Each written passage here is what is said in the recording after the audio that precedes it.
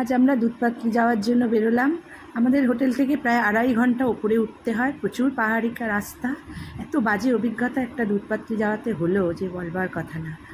গাড়ি থেকে নেমে যে ভ্যালিটা সেটাই কত সুন্দর, আমরা ওটাই দেখব। আমরা কিছুতেই কেটিভি করে ওপরে যাব না, ওরাও কিছুতে ছাড়বে না। এক একটা মানে কেটিভিতে 2 জন করে নিচ্ছে। এবার ওরা 2000 টাকা করে এক একটা কেটিভি ঠিক করে, চায় তো 5000 6000, ওরা চলে গেল।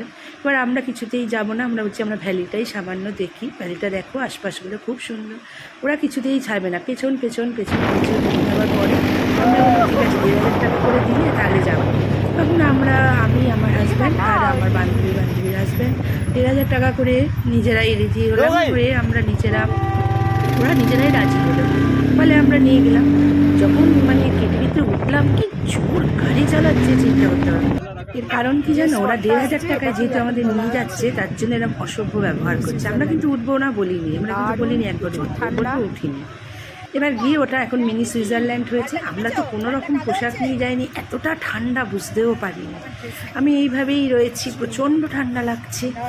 তারপরে আমাদেরকে নিয়ে গিয়ে বললো যে একটা এখানে ফলস আছে, ফলসটা দেখতে নিয়ে যাবো। আর ফলসটা যে বন্ধ সেটা ওরা কিন্তু জানতো, তারপরেও এটা কিন্তু বাজে কথা বললো। এবার নামলো প্রচণ্ড জোর বৃষ্টি। এবার ওরা যেহেতু 2000 টাকা কেটিভিতে দিয়েছিল, ওদের কিন্তু নামিয়ে নিয়ে এলো। আমার বন্ধুর হাজব্যান্ডকেও নামিয়ে নিল। এত বদমাশ, আমাদের দুজনকে ওখানে দাঁড় করিয়ে রেখে দিয়েছে। পুরো ফাঁকা হয়ে গেছে, বৃষ্টিতে ভিজে চপচপে হয়ে যাচ্ছে, কাক ভেজা। আর নিচে নেমে ছেলেরা ওদিকে পুলিশে ফোন করছে, কে আমাদের, আমি তো প্রথমত ওখানে একটা গেলে অবশ্যই কেটিভির নাম্বারটা নিয়ে নেবে, আমরা সেই নাম্বারটা নিয়ে নিই, ফলে আমাদের আরও অসুবিধা হচ্ছে।